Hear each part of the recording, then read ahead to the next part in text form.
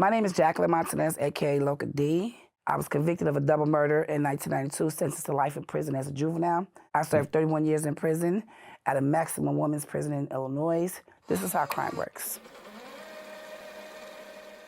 You got domestic violence in there. You got girlfriends beating on girlfriends, stabbing them. I was like, oh, I'm gonna die here. I'm gonna die. My mouth alone is gonna get me killed.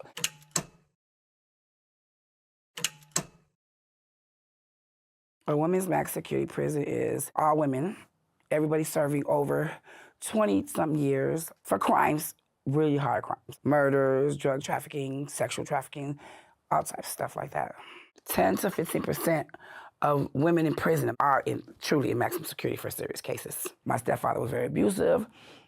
He was training me to be a female hit woman.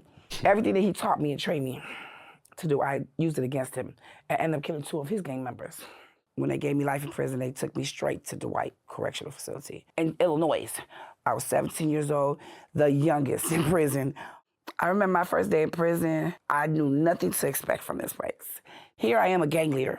I sentenced to life in prison. I just killed 2 people, and I should be tough. Instead, the girl in me came out, the little kid came out, and I was scared to death. I was like, these people out here gonna kill me. Went to see the doctors, and everybody kept looking at me. But before I was being released to go on grounds, a few of the lifers, it was 3 of them. And they brought me a big old bag of clothes and TVs. And I was like, oh no, these people trying to make me their girl. But they explained to me who they were. And they told me that they were lifers, and they gave me a knife. And they told me, prepare yourself. You're gonna see a lot of things, and they're gonna try to try you. So you have to stand your ground. And I'm like, okay.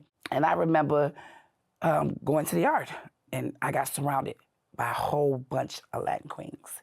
And I was like, oh, okay. You know what they always say, right? I remember hearing this in school but people always say, like, there's always a bigger bully than you. And this is one of the reasons, it's one of the stuff, like a popular story people tell you, it's getting you to stop and not be a bully, right? Don't go around bullying people, because there's always going to be a bigger bully. And you think about what she was saying at the start, and it's like, wow. Like, she was being trained to be a hit woman on some, like, her dad was on some crazy stuff. This, like, guys, this is why it's important as a parent to raise your children in the right way. My wife and I, as we raise our 6 children, we're doing it in a godly way, following the godly system, because we know that's going to be the best opportunity our children have to prosper in whatever they go into. But thinking about this situation, she goes there, she's this big gangster woman, right? She's afraid. And people that are in the prison who are lifers, they're in life in prison, for life in prison. They're preparing her. They gave her a knife and said, listen, you better be ready. Which is crazy, but it shows you what happens when you go into jail. And I'm saying that, and all that, I'm just saying all that to say, well, you have to be mindful of the decisions you make. A lot of the time, it's important for us to learn from people that have gone before us. It's the wise thing to do, because they can help us sidestep and avoid so much drama. She's 17 years old. She's been in prison for 30 years. Most of her life has been wiped away. And when you think about that, it goes back to the decisions that her parent had made for her, which had big ramifications. Many of us, like, we want our children to have a good future, a bright future. You know how you give them the best opportunity to do that? Give them bright and good todays, and just continue to repeat that over and over and over again. Listen, we live in a day and age, it's not guaranteed. We can't guarantee that our children are going to turn out to be great. But what we can guarantee is that we parented them in a great way. And I always say, this has been my philosophy from child number 1. I'm going to do the best I can to pour into my children the right things, good things, and the hope and prayer is that they take it on as early as possible and go out and flourish with it. Can I guarantee my children are going to do that? No. But you know what's powerful? That's not my job. God doesn't give us children and say, look, make sure they do this. No, he's like, look, you do what you're supposed to do. Leave them up to me. And that's so comforting for me, because at the end of the day, we love our children. We want our children to do the best. But at the same time, we have to always remember they're going to get to a certain age where it's not going to be like they don't have to listen to you anymore. It's going to be their choice to say, yes, I'm going to continue listening to my mom. I'm going to continue listening to my dad, etc. And this is what's so sad about this story. Here we go. It was one particular old lady there, and she was standing in front of me, and she was cussing me out. My reaction was to react, but one thing I knew my mother always taught me, respect your elders. And second, she stated that she was the auntie of one of the men that I had killed. So I just lowered my head in respect. You know what I'm saying? Out of respect. And all she kept saying was, "You killed my nephew. You're gonna die here." Woo, woo, woo. And then there was a lady next to her who wasn't older, and she called herself, and I was like, "Oh yeah, we gonna get it." She was actually a Latin queen. Latin kings and Latin queens are the #1 rivals of the maniac Latin disciples. And she had killed a maniac before. That's what she was there for. At that moment, that day, I said, okay, Local D, you have to come out and you have to take over. There's no more Jacqueline, there's no more Jackie. Local D had to be the one that's in prison. So I did that. I let Local D come out and I became the most fearful person in Dwight. Local D is my gang name. It's, in English, it's Crazy Disciple. That's what it stands for.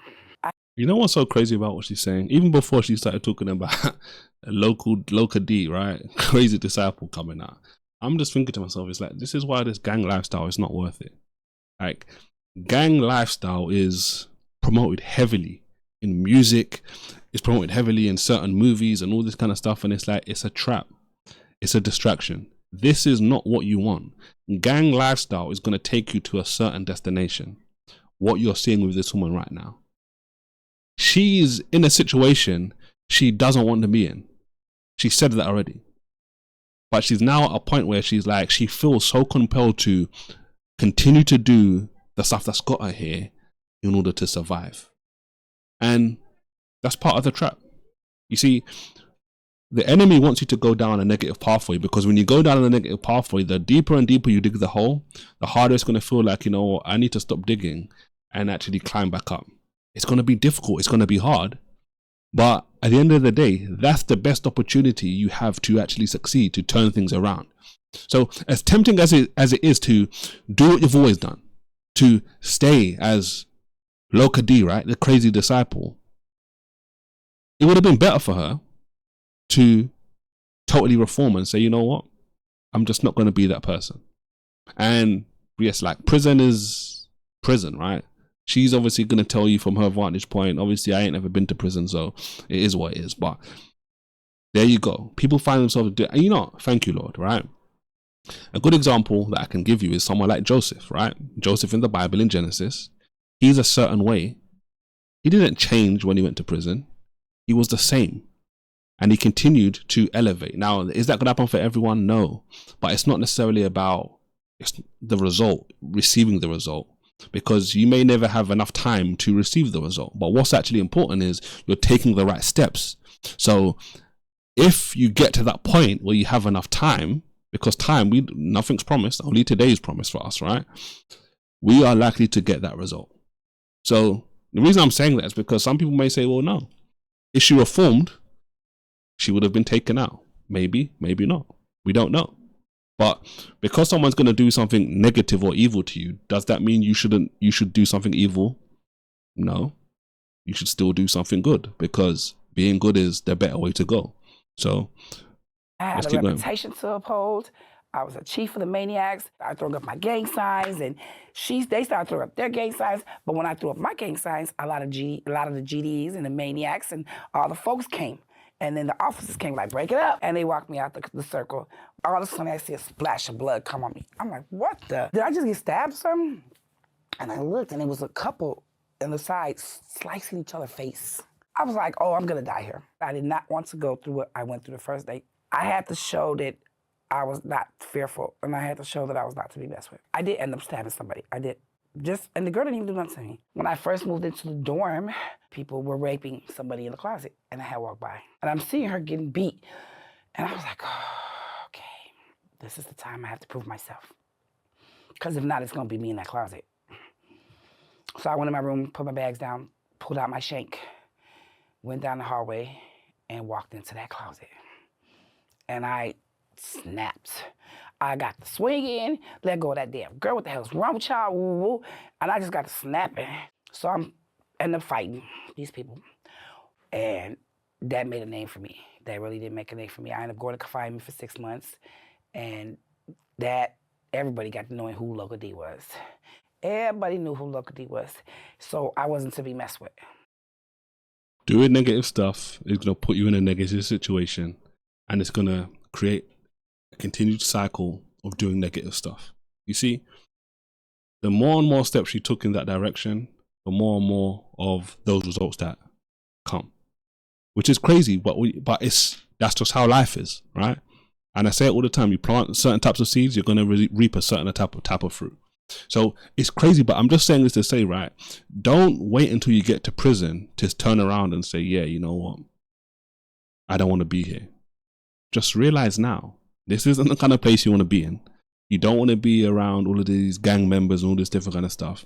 And do your best every single day to avoid this sort of stuff, because it's going to lead you to a place that you don't want to go. But I promise you. There was times where I was tough and cute and everything during the day, and then as soon as the night came, I was crying like a baby. And I was crying for my mom, and I was asking God, please send me home, and I'm sorry. I really believe that they would just want to hear me say sorry, and they would let me go home. And this is what you have to realize. She's basically, as she said from the very beginning, she's playing a character in order to survive, right? That's what she feels she needs to do.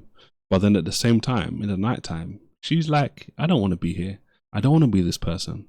I want things to change.